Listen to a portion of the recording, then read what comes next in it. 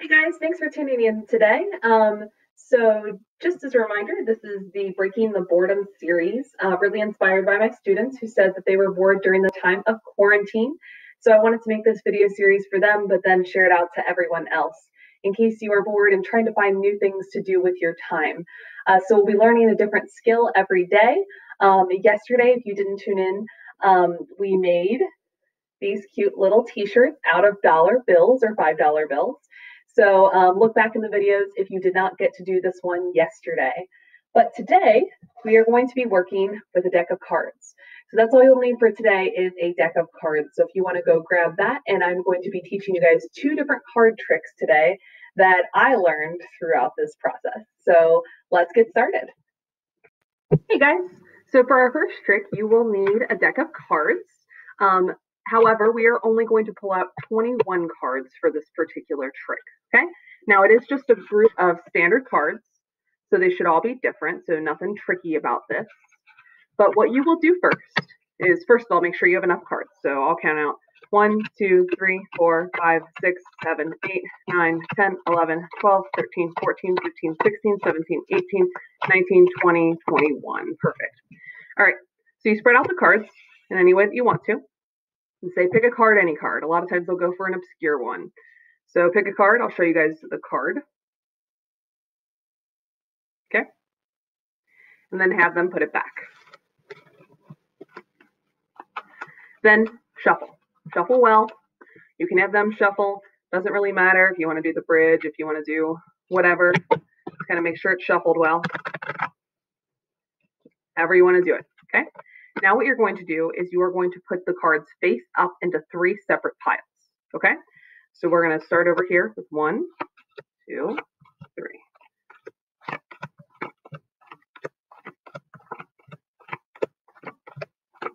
And you should be looking for your card.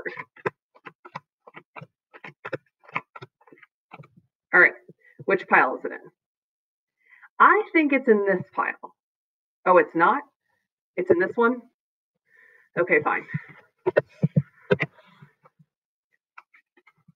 Let's see if I can get it right this next time.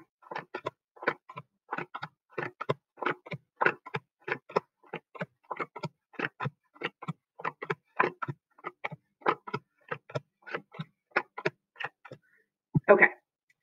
Your card has to be in the middle pile at this point. No? This pile? Okay. Let's try it again. Third time's the charm, right?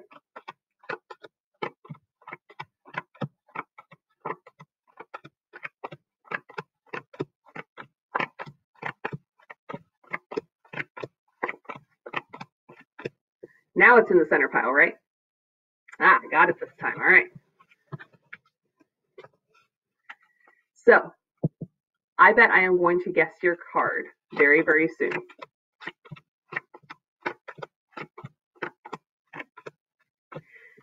The next one is your card. And that's correct. So the way that we do this trick is actually relatively simple, and it's actually pretty cool, and you can kind of play it up a little bit more if you want to. So the way that this works, so I kind of did the trick how I would typically do it with someone else, with you guys there. So what you need to do, and I'll kind of walk you guys through the trick again, is you shuffle, tell them to pick a card, any card, doesn't really matter. So let's say this time it is the 5 of clubs. Okay, you put it back in there, you shuffle really well. Now, this does not involve counting cards or doing any kind of like mathematical statistics or anything like that. Anyone can do it, as long as you follow a few easy steps. So you shuffle it, have them shuffle it, and then you'll put it into 3 even piles. Each pile will have 7 cards in it, and you want to rotate them just like this. So I go left, middle, right, left, middle, right, left, middle, right. And then you ask them, which pile is your card in? Now, in this particular instance, it's right on top. That's okay. It doesn't really matter where it happens to be.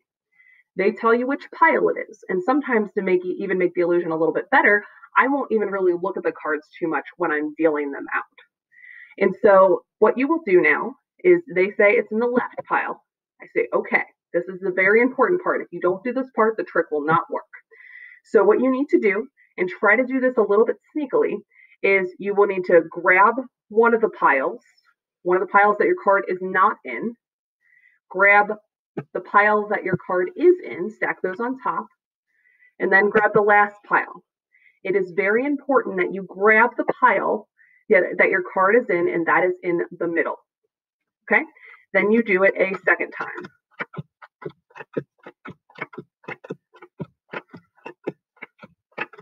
And we see our card is in the middle this time. You ask, where is your card this time? They say it's in the middle. You grab all the piles, one that is not with your card. The second one has your card. The third one does not have your card. Do not shuffle. Then you have to do it a third time. And again, you can kind of play it up throughout this whole experience where it's like, oh, like I thought I got it this time. Like I'm trying to figure it out or something like that. All right, which one is it in now? Okay, it's in this one. All right, perfect. So you grab 1, 2, and then 3. Make sure you're not shuffling in between these steps. And then the coolest part is you can predict it 100% of the time here. So we go 1, 2, 3, and I actually count out usually when I do this. 4, 5, 6, but I count in my head. 7, 8, 9, 10, and right before you flip the 11th card, because the 11th card will be your answer, you can say, I'm going to predict this is going to be your card, and boom, it is. So it's actually pretty cool. It always seems to work out that way, even if your piles shift and things like that. So that is our first trick, and it's pretty amazing. This still amazes me that I still get the 5 of clubs, and I'm nervous even when I'm showing you guys this video because I'm like, what if it doesn't work? But it always seems to. So practice it a few times. But again, the biggest thing is make sure you grab the piles in that order, and it will work. All right, you guys. So for this next example, we will need an entire deck of cards. Now, if your deck of cards is missing some cards, please don't worry, not a huge deal. But what you'll do, and I'm going to try to do this to the best of my ability, is you're going to fan out all the cards. So you want your participants to be able to see at least most of the cards. This does not have to be perfect, but it should look something like this. You can kind of spread them out as you see fit. And then you will have 2 participants, or you can have the same participant pick both cards. Either way is fine. So let's say Alex, we have Alex at first. Alex is going to pick the 2 of hearts. Doesn't really matter what Alex picks, but we'll kind of put that card aside for now. Then we're going to have Jesse. Jesse is going to pick the 4 of spades. Usually it's kind of more obscure cards. Usually it's not like base cards. But whatever cards people pick are fine. All right. So for Alex's card here, Alex, we would tell Alex, tell me whenever to stop.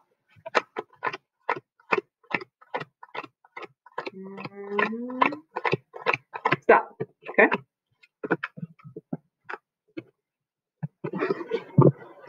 All right, Jesse, tell me when to stop.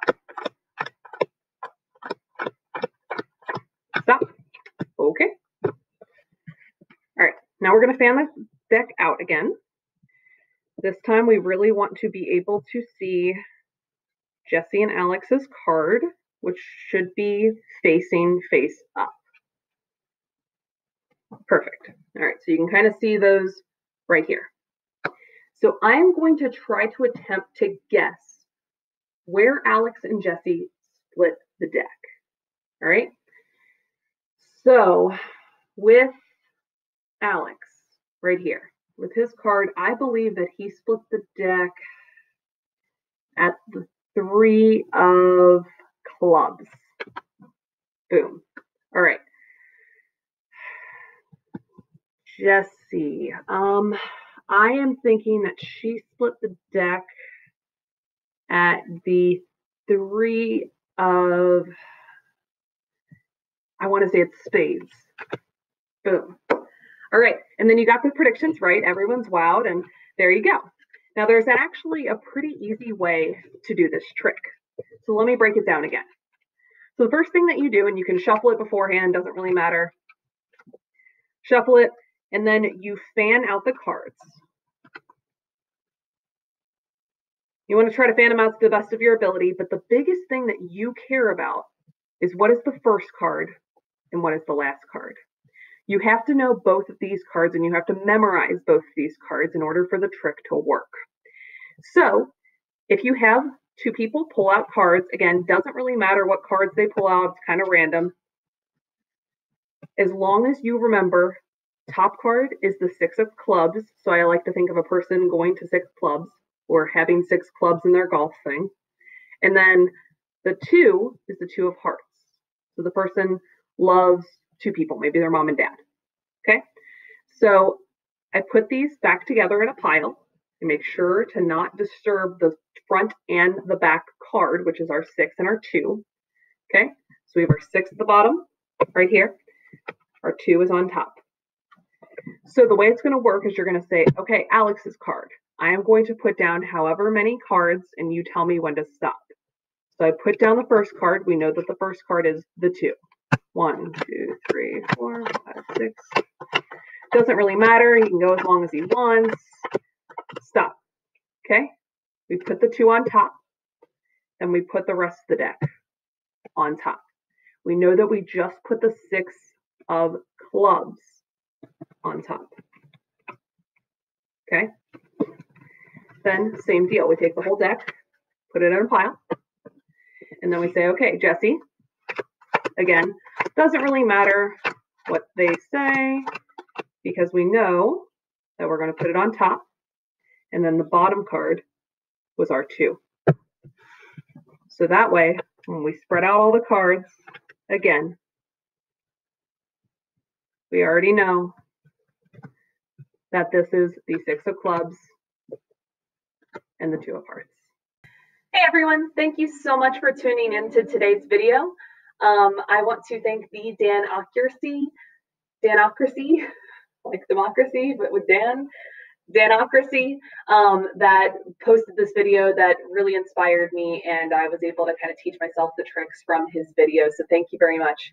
If you are interested in videos that teach you more about magic, if you enjoyed this one and want to learn more, there are a ton of videos out there. I can make some recommendations, but I kind of taught myself these tricks from that. If you did not get especially the second trick on the first try, please do not get discouraged because it took me a while to get that trick. So keep working at it.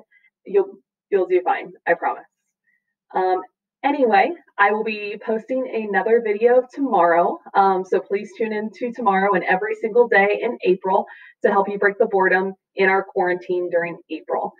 So if you have any questions, if you need anything, please let me know.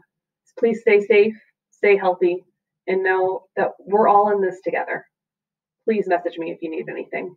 Thanks, guys. Have a great day.